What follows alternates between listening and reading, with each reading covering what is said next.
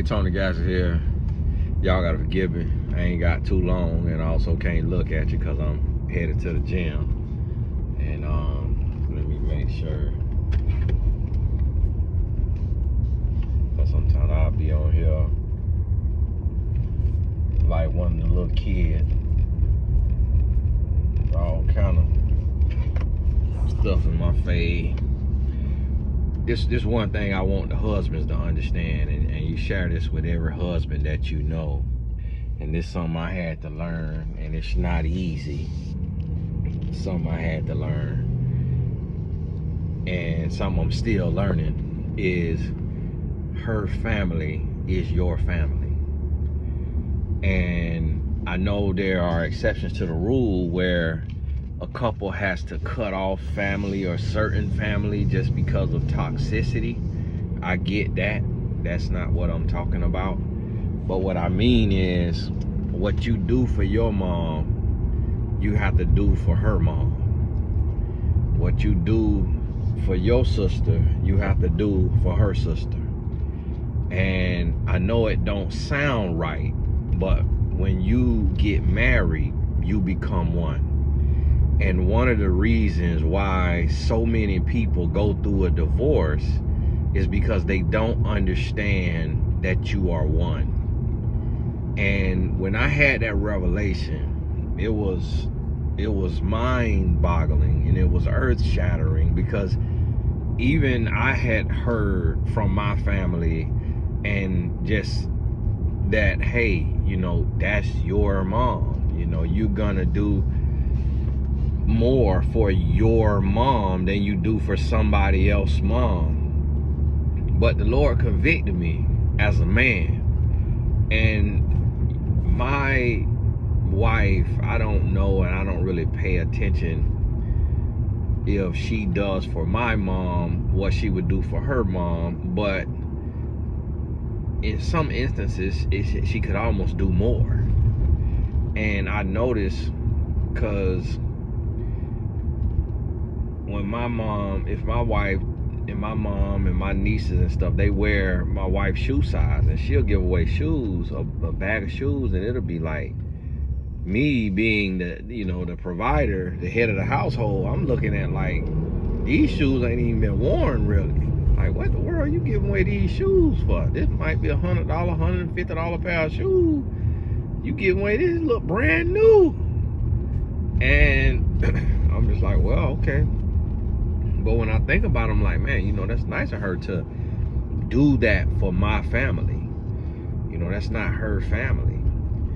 And so this is something that we had to learn and grow into. And at the same time, at times you're gonna have family that they want too much. You're gonna have family that they want and need too much, and you have to be able to say no and understand that. And one of the mistakes that a lot of husbands make, and I see and hear these things as a relationship coach, but one of the mistakes that a lot of husbands make is putting their mother or their sister or their brother or their cousin or whoever before family. And that right there is a mistake. Y'all gotta forgive me. Somebody on a bicycle in front of me. I don't really want to ride past him because he riding at a good little speed, and he'd be done caught up with me and about to hit me. And so, okay, he out the way now. This is something that I noticed, that some people will put their family before their spouse.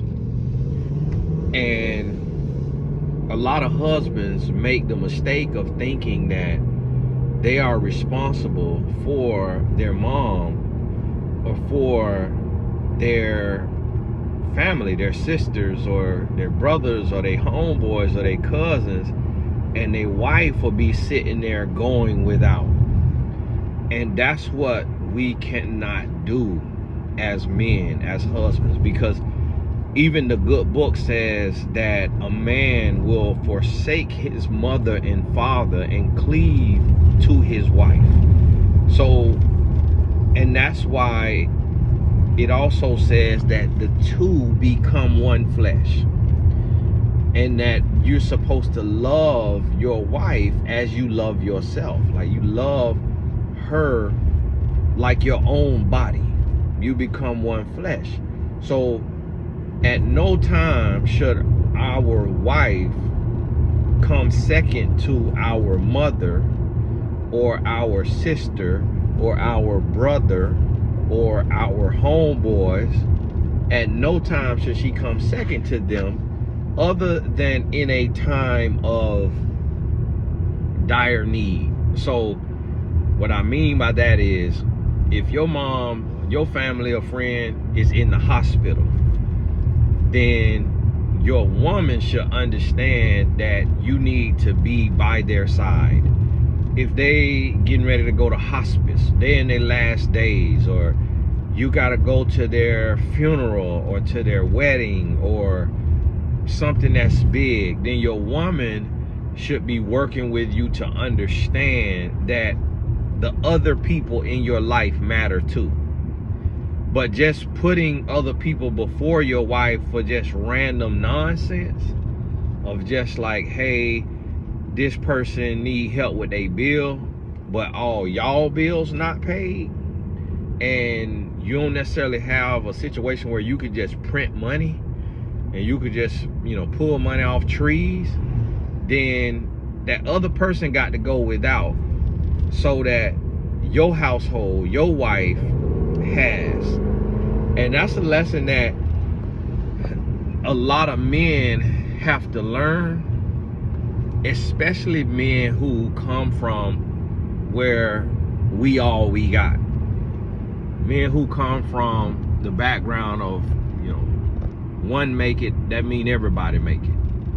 You make it, your whole family good. And that's a toxic mindset in a lot of ways, because it puts too much pressure on one person. Like, if somebody make it out and they the chosen one, they make it out. They the chosen one. Everybody can't make it. It just is what it is. You got to clap it up and support the person that made it out. And then that person could use their connections, could use their resources to help other people make it out. But it's not fair to expect the person who made it out to put a bunch of grown folks on his or her back to carry everybody. That's not fair. But that's what we do a lot of times in certain communities, and it causes a lot of stress and chaos. And a lot of times the suicide rate of black men is going up. I don't know about other men, but I read about that the suicide rate going up. And I would like to think, I think that one of the reasons is all of the pressure that's put on a man of, you got to take care of your woman, you got to take care of your kids, you got to look out for your homeboys, you got to take care of your mom, you got to take care of your sister, you got to take care of your daddy, your brother, like whoever, your cousin. Like, if you are the man and you have done anything with your life, or your life even going half decent, you got to be the money, you got to be the person, you know, you the patriarch of the family. So everybody coming to you with their hand out, and then they going back in their life and they just living their life because they know they can come to you when they need something. And so this is something that we have to address, and you just have to grow to the point as a man to where you're like, hey, you know, I gotta take care of me, take care of my family, and that come first. Because at the end of the day, if I ain't got it for you, I ain't got it for you, because your needs are second to my needs, my household needs. And you have to just adopt that mentality and realize that in the eyes of God, all you responsible for is the woman you marry and the children you bring into the world. So your children and your wife, that's your first responsibility. Then after that, you help those who need help, starting with your parents or whoever raised you, whoever took care of you, who brought you in the world. You honor your mother and father. The good book says, and your days will be long upon this earth. And so you go there first. Now, homeboys, homegirls, for one, you shouldn't have no homegirl. Only way you should have a homegirl is if she like women. And even then, you got to watch her, because if she like to hate on your wife, anybody who like to hate on your wife, they got to get cut off. They got to get cut off. It's like, because listen, this thing ain't about men versus women. It ain't about, oh, no, let me have some people that's going to keep it real with me about my wife.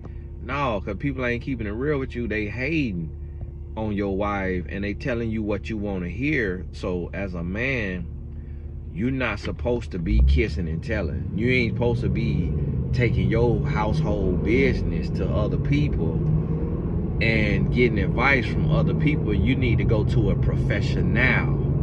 You need to talk to a professional. Now, when you talk to a professional life coach, relationship coach, or what you call it, therapist, what have you, people who work in that all the time, and they are in a healthy place in their life. Because don't think now, just because somebody a professional, just because somebody get paid to do something, don't mean that they authorized to give you advice. Because some people, they are unhealthy. So you could have a red pill therapist.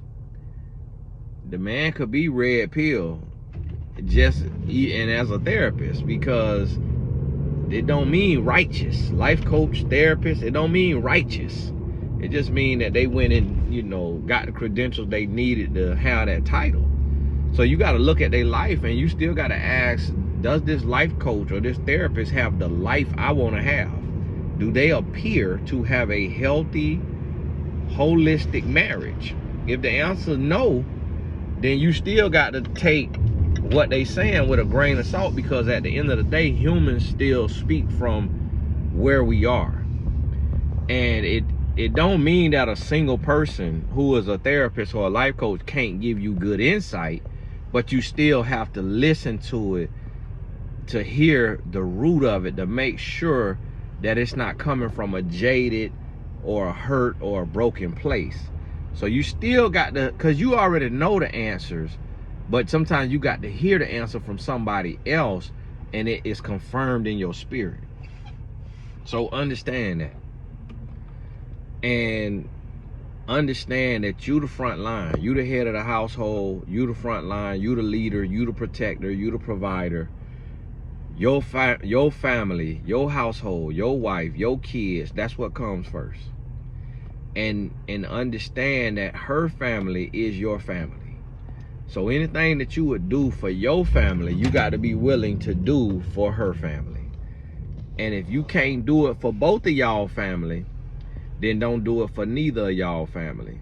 And if you do it for one of y'all family, then y'all need to agree on it, and it need to be for the person who has the most need, for the family member or the friend who has the most need. If y'all gonna help outside y'all household, it gotta come to an agreement. And don't get finesse to where she got you doing for her family, but then hate when you want to do for your family. It got to be equal, because there are a lot of women who, you know, humans are humans. So there's women who they'll take and they'll have you do for their mama. Your wife will have you do for her mama or her friend. But then if it was your family that needed that same thing, she will turn her nose up.